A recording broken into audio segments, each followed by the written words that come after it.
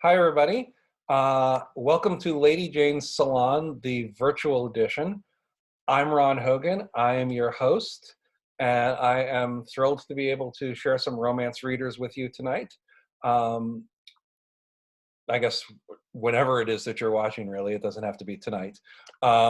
We couldn't get to Madam X, our usual haunt, for these readings, but we gathered everybody together, and we are thrilled to have three great readers for you in just a moment. But first, I'm going to turn it over briefly to my co-host, Hope, to say hello to everybody. And here comes our other co-host, Leanna. So I'm going to let her into the room as well. Great. Hi, everyone. I'm Hope Tarr. I have been Ron and Leanna's partner in crime, so to speak, with Lady Jane's since 2009 when we launched. I'm thrilled that everyone can be here tonight or whenever you will be reading this.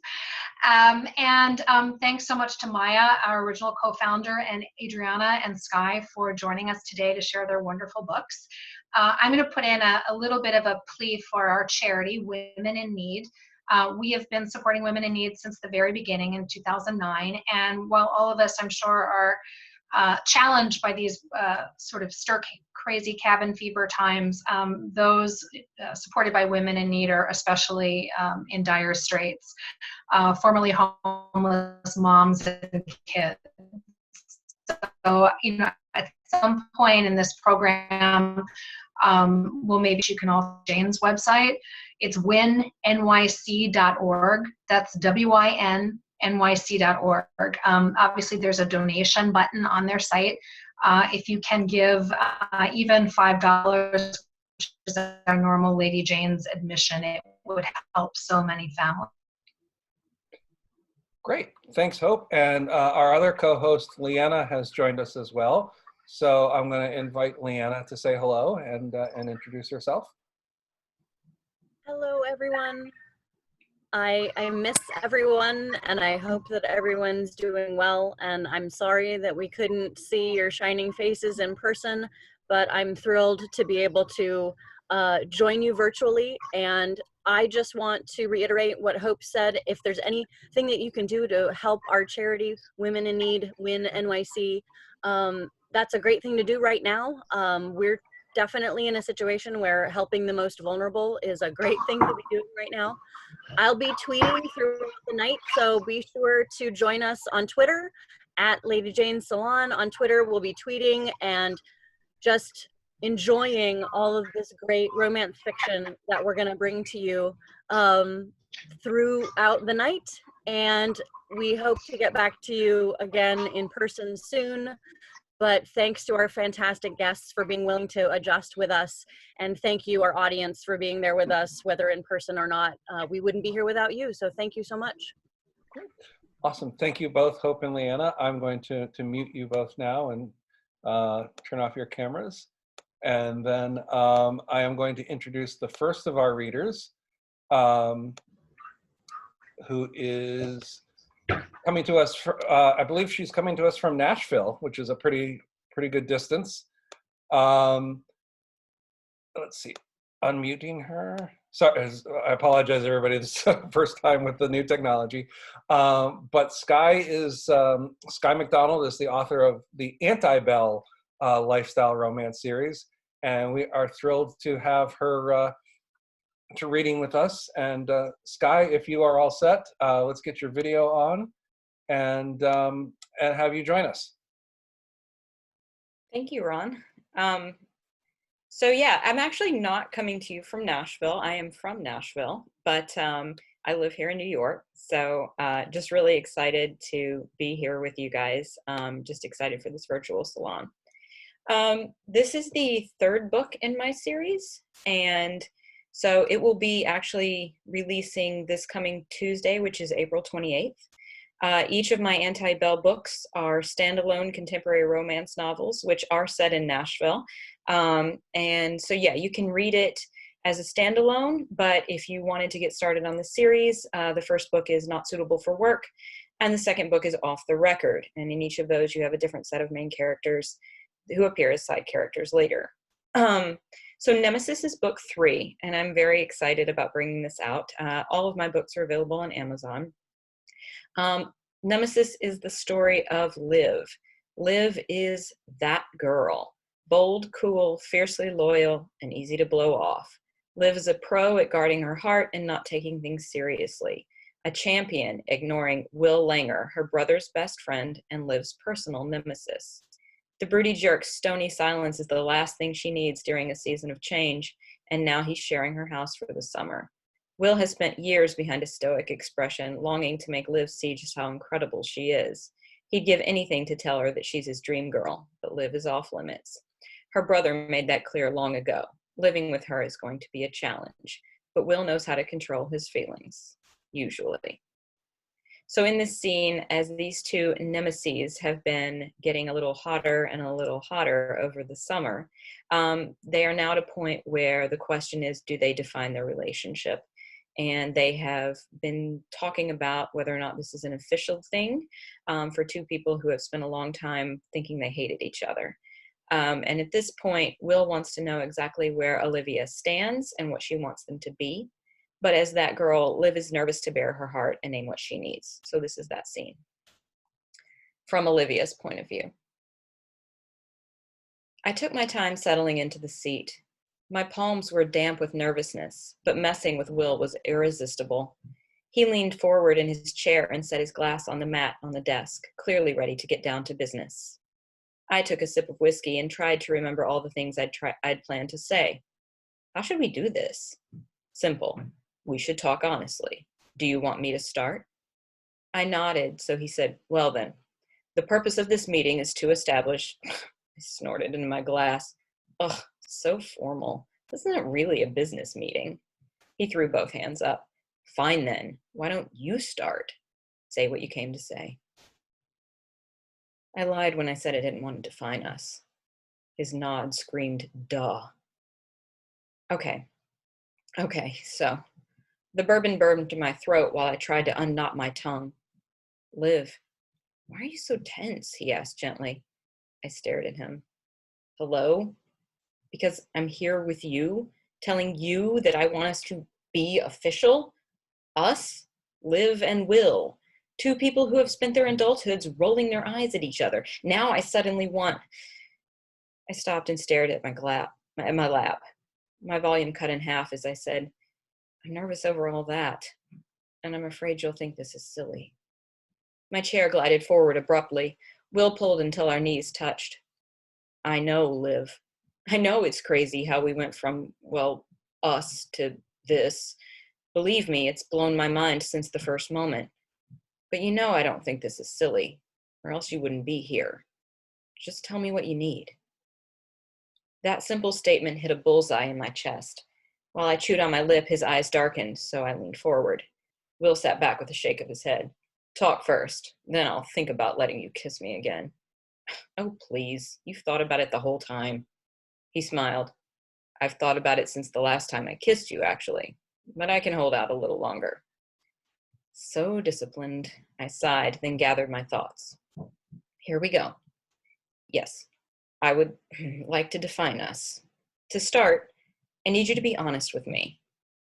Our knees still touched, but Will slumped back in his chair in a perfectly casual pose. He rested his temple on his fist and nodded. About what?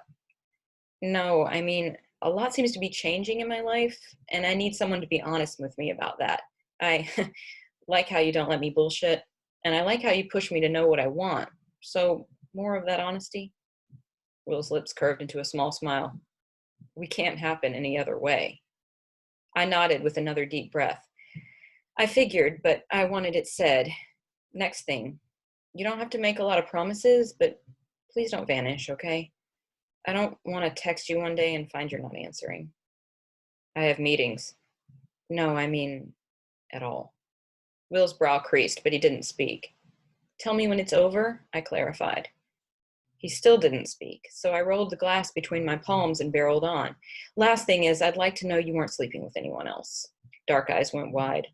I am absolutely not. Just say it all. But if you do meet someone you'd rather be with, please don't disappear. Just tell me first, although I guess that takes us back to item 2. So, I think that's it. All I've heard is that you'd like me to not be a complete asshole to you. How is that a request? I bit my cheek so hard I winced. Like I tried to say the other day, we're complicated to begin with. I don't want to be your good time, Will. I'm aware that I'm nothing like the other women you know, but that doesn't mean it's okay for me to just be amusement until someone better comes along. Is that what you think this is for me? Just amusement until someone better? Will looked out the window, then back at me. From his expression, I knew for sure it had never been. That's what I'm not okay with it being for either of us. I need to trust that this is more because it sure feels like more. I don't want to be a fool this time around. I looked at the remaining liquid in my glass and willed away a sting of tears. I'd rather it be nothing than to have it be nothing. Will tapped his fingers on the arm of the chair. You're still unhappy. I drained the drink. Kind of feel like I just bared some dark stuff, Langer. Not an easy thing to do when your nemesis is the definition of self-confident. His short laugh made me jump. Self-confident? Good God, Milani, how do you not see it? My brows tightened. See what? Will just shook his head. You want to trust me. I'd do anything to make that happen, but I'm not sure what it is. You've always been honest, even when you're a total dick. We traded a smirk. I do trust you, Will. He drained his glass and slammed it on the desk, then held out his palm and guided me to my feet. Liv, everything you want is a given. It's not for me, I whispered. Not at all. Will shrugged out of his jacket and draped it on the chair behind him. I stepped closer, my hands on the material of his dress shirt, and looked up at him. Even in heels, he had a few inches on me. He stroked my cheek. You are so much more than idle amusement or a good time. I'm insulted that you'd think that was ever the case. I won't let you down. I swear I won't vanish or dick around. In turn, I really do want to have fun with you. All that I ask is you don't run from this. Have a little patience and trust that we're worth the effort. Deal? He quirked the corner of his mouth up. My face split into a goofy grin. He'd made this so easy. I'd cycled through so many relationships that told me not to invest too deeply. Simply by being himself, Will Langer had upped my bar. I could have collapsed with relief. I laughed instead. Deal. This is happening. Will and me. This is a thing. Holy shit. I wound my arms around his neck. You just committed to me. Can you believe that? He backed me against the desk and groaned when our lips met, a desperate oomph punctuated by his tightening embrace. It was the sexiest sound I'd ever heard. There was no filter or editing. He needed this. He needed us. Thank God it wasn't just me. So that's it. Nemesis comes out April 28th. Fantastic. Thank you so much, Skye. That was great. I'm going to queue up our next author now, and that is Adriana. Let's unmute her and ask her to start her video. Adriana's first book, American Dreamer, was a huge media success. She was on like NPR. It was featured in Entertainment Weekly. I think it was a Today Show beach read picks. And she has just followed that up with one awesome book in the American romance series after another. I think this one is American Sweethearts, Adriana? Yes, this is the last book in the Dreamer series, and it's American Sweethearts. The series has been about 4 best friends, so this is the last friend to get his HEA. And so this book, the first 3 books in the series were so it was gay couples, and this 4th one is Priscilla, who is the cousin of one of the heroes in the other books, and Juan Pablo. So it's the first MF book that in this series that I've published. And so Juan Pablo and Priscilla have kind of been on and off since high school. They were high school sweethearts and dated through college, but they have had a hard time staying together through the years, even though everybody in their lives, including their mothers who are really meddling in their lives, know that they're perfect for each other. So the book starts with Juan Pablo and with Priscilla headed to the Dominican Republic with their whole family to go to Camilo's wedding. Camilo's one of the heroes in one of the other books. And so Priscilla is feeling really nervous because she knows that like being together with Juan Pablo is not a good idea for her, especially when they're surrounded by a lot of family. The last time they broke up was really hard for her, and she's just really nervous that she's going to end up getting together with him. And since the last time it was so terrible, she's just really scared. So this scene is a scene where they're on the plane ready to get to the DR, and she's just feeling really nervous about what's gonna happen. So this is from her point of view. The smiles and whoops of joy were already resounding through the plane, and we hadn't even touched down yet. I looked at my mom and dad, who were sitting side by side, clutching hands, excited as they always were to come home. They'd left the DR only weeks after getting married at 19 and 21. No English, no promised jobs, nothing. They made it work for us, for me, and I never forgot that. There wasn't enough that I could do to repay what my parents had lived through, working multiple jobs tirelessly so they could hand me the American dream they came here for. No, they weren't perfect, but I'd never seen anything in my house but work and love. I felt a soft pat on my arm and turned to look at where Juanpa was pointing. You'd think it would get old for them, he said with a smile, looking at his Puerto Rican father's beatific smile as he looked down at the turquoise waters of the Caribbean Sea. I laughed and shook my head. Nunca. Seeing their land would never get old for them, for us either, if we were honest. Suddenly, I felt a strong, rough hand gripping mine, and time stopped. As the plane finally touched the tarmac, I should have pulled it back. But as I sat there and cheered as we always did when we landed home, I let Jay's touch be part of the moment. Landing in style, that was my dad trying to make us all laugh. Rafa, who could have told us, would be flying in a private jet, mi hermano. If anyone was going to figure out how to get himself a billionaire from the Dominican Republic, it would be Camilo. That was Patrice, and we all lost it then. This was going to be a good week. There was too much good to celebrate for anything to mess it up, as long as I kept it together and didn't land on any of Juan Pablo's private parts. And because that motherfucker could read my mind, I felt his breath right by my ear as the captain told us that we would be arriving at the private gate soon. You feeling more relaxed? Ready for nonstop family time? I wasn't sure what his perfectly reasonable question sounded like a lascivious offer, but I could feel a bead of sweat forming at the base of my back. I almost shook my head, marveling at the fact that Juan Pablo's Campos still had that effect on me. Thankfully, our parents were all half drunk and raring to get out of the plane, so no one noticed our little private moment. I looked around, and Juan Pablo's eyes were on me, and they were blistering. But we were having none of that. No bullshit, Juan Pablo. That grin was the one I knew meant he was seeing right through my protest. No BS, Morena. He crossed his thumb over his index finger and brought them up to his lips. I promise. Him using the nickname that only my family ever used should have annoyed me, but it just made me even more flustered. Why was it always like this? I could fool myself and act like none of it felt good or familiar. Tell myself that being there with everyone I loved was not just a little better because Juan was there, but I'd be a fool and a liar. I'd be doing what I always did, pretending that he was not getting under my skin with every word. No BS. I will keep you to it, Juan Pablo Campos. Nobody needs our mess this week. We're here for Milo and Tom. No games, please. Something about the way it came out made his expression change. Suddenly, all the playfulness was gone, and I hated myself a little bit for causing that. I've never played games with you, Priscilla, but I promised you something the last time, and I don't plan to go back on my word. There it was, the words I wanted.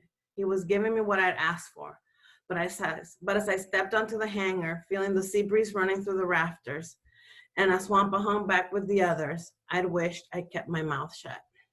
So that's it. Sweethearts, it's out now. You can get it anywhere you can buy books. That is fantastic. Thank you so much, Adriana. So for our third guest, Maya was with Lady Jane's back at the beginning more than a decade ago. And let me just unmute her here and get her on video. So as I say, Maya was with us with Lady Jane's when we launched, and we are always thrilled to have her back. You know, her romance, her historicals are fantastic. I think she's going to be reading from the latest in her Gilded Age series. It's called An Heiress to Remember, and it comes out. If it's not out now, it will be out this week. And it is department store competing families romance, and I you know, always love a good story about, like, you know, department store families feuding and then becoming romantically entangled. So Maya, just jump right in with us. Hi, Ron. Thank you for that very apt description of the book and warm welcome. And hi, Leanna and Hope and everyone out there. I never imagined we would do the Salon this way in all the years of saloning. And it's so cool that, you know, this community keeps on going and going. So cheers to everyone that's brought us this far. So yeah, I'm going to read from An Heiress to Remember. It is the third book in my Gilded Age Girls Club series, and it is out now. And it's just as Ron described, and I'll add a little more. It's a second chance at love, rivals to lovers romance. So once upon a time, Wes Dalton and Beatrice Goodwin used to be lovers. But then she was forced to marry a duke, and Dalton was brokenhearted and swore revenge, as romance heroes do. And the novel begins 16 years after they're forced to part. And she's determined to take over the family department store, but she discovers her chief competitor is Dalton himself. So lots of dueling department stores, sparks flying, Gilded Age New York. And for today, I'm going to read the scene, chapter one, where Beatrice returns to New York, which I am feeling these days as I am exiled from my beloved city. Okay, New York City, 1895. The first thing Beatrice did after the demise of her marriage was to return to New York.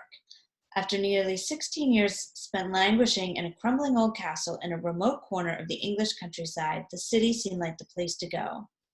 When one had burned their bridges, ruined their reputation, and still smoldered with possibilities, what else could one do but escape to Manhattan?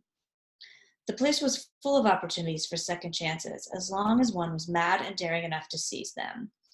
And Beatrice was mad and daring enough. She also didn't have other options.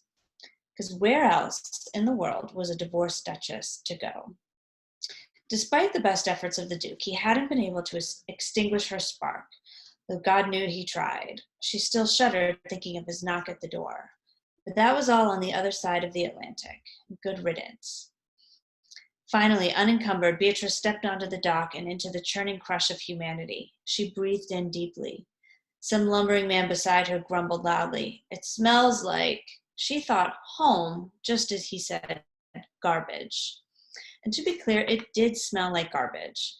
Hot, stinking garbage that had been left in the sun. It was a noxious mixture of manure, refuse, and the seething mass of humanity inhabiting the island. Oh, the city did stink, but it was also home. It was where she'd been born and raised, a place where she had loved and lost and left. It felt good to be back. It felt right. Already she felt the shimmer of possibility that she hadn't felt in a long time. It was the magic of the city welcoming her home. She made her way along the dock, jostled by the crowds. Someone stepped on her boot and shoved her slightly to the side. People here were in such a hurry, all burning up with ambition and determination to get it done yesterday. All that energy urged one to go faster, try harder.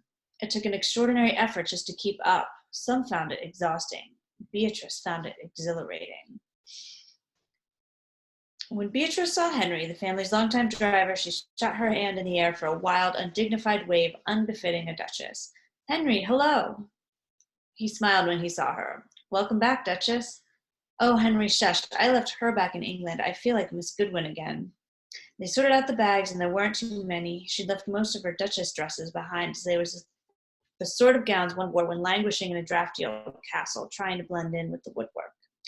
It went without saying she had other ideas for her time in New York City. Henry, will you take us to the shop first, before you kiss your mother? You know me, Henry. I do, Miss Goodwin, I do. Henry expertly navigated the carriage through the mad crush on the docks and onto the avenue, taking them uptown to her favorite place in the world. The traffic moved slowly, but there was so much to see. Buildings she had remembered had been torn down and rebuilt taller than ever before in the newest cast iron architectural styles, next to churches and dwellings that had been standing since before she'd been born. It was just like she remembered and wildly different at the same time. The old crushed up against the new. This was a city for constant reinvention, for second chances. And there was ahead a particular building rising up on the corner of Broadway and 10th. Goodwin's, the greatest department store in all of New York, and certainly her favorite spot in the world. Her happiest childhood hours had been spent wandering through the shop, marveling at all the pretty fabrics, gloves, jewels, umbrellas, whatever. She tagged along after her father as he discussed pricing strategies and merchandise displays and managed all the employees. Goodwin's was where she experienced that magical rush of a girl's first love, shopping, and her other first love, Dalton. Whatever happened to him? The carriage rolled to a stop, and Beatrice didn't waste a minute leaping from the carriage and bursting in through the tall front doors. It was just like she remembered. Pink marble columns, 5-story open atrium, old brass chandeliers. But it all felt smaller, and it didn't quite gleam as it did in her memories. All the energy out there on the streets came to a screeching halt in these once hallowed halls. A few customers wandered around the counters and displays, rifling through the selection of goods. This was not the vibrant, bustling scene of her youth. This was not the magical place that had inspired hope and dreams of brighter days and better things. Something had changed. Something had gone wrong. The magic was gone. What had happened? Edward, probably. With her father gone and the store failing to capture her brother's imagination, it had been left to plod along as it had always done, even as the city grew and transformed all around it. With a heavy heart, Beatrice turned, pushed open the heavy doors, and stepped onto the street. She was momentarily blinded by the sight of a tall, gleaming white building on the other side of Broadway. It was 6 stories high with a massive glass dome rising higher still. Massive sheet glass windows revealed colorful displays of hats and gowns in the newest styles. A crush of people were entering and exiting through the revolving door. The whole building was a hive of activity. Henry, what is that? I don't see a sign. That is Dalton's. It is so popular it doesn't need a sign, Henry explained. I used to know a Dalton once, Beatrice thought. Funny, she hadn't thought of him in years, and already she'd thought of him twice this morning. Ghosts of New York, she supposed. But never mind that. Beatrice had crawled through hellfire and agonies to be here in the heart of New York City, and she wasn't looking back. So that is from An Heiress to Remember, and it is available now. Fantastic. And thank you, Maya, for doing your best to replicate the classic red velvet look of Madame X. I sat down here and I was like, oh, this is appropriate. Same red background as Madame X. Yep, and the golden framed mirrors. Exactly. So again, thank you for the lovely reading, and thank you to Skye and Adriana for their readings as well. So just to remind everybody, this has been a virtual edition of Lady Jane's Salon, a monthly, well, bi-monthly now, romance reading series based out of a bar called Madame X in New York City. We have been doing this for ages. Leanna, I think you can jump in at some point if you want.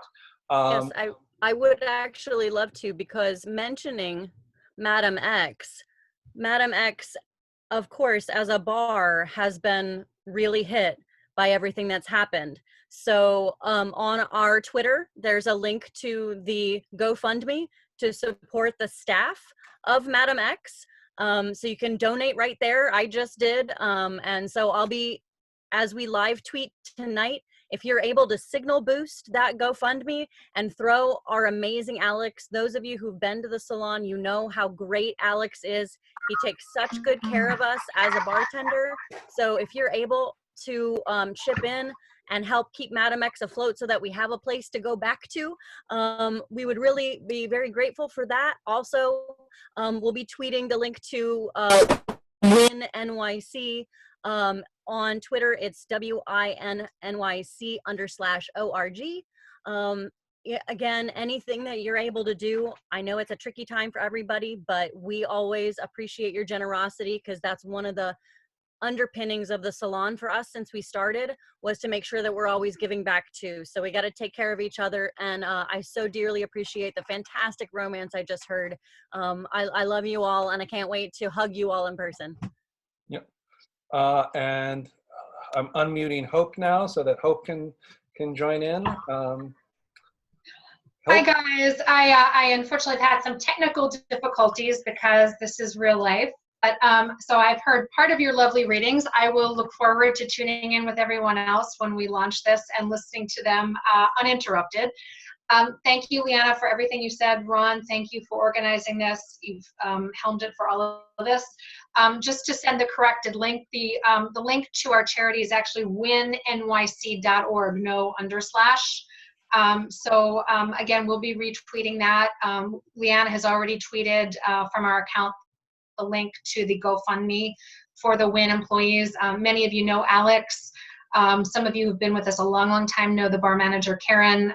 These are really good, hardworking folks who have helped us make our dream come true since 2009. And it's time to give back to them. Even a buck would help. So thank you so much. Love you. God bless. Awesome. Thank you, Hope. Thank you, Leanna. A big thanks to our readers again. So we actually pre-recorded this session because I wasn't sure about doing a live event. So you are going to be watching this on YouTube.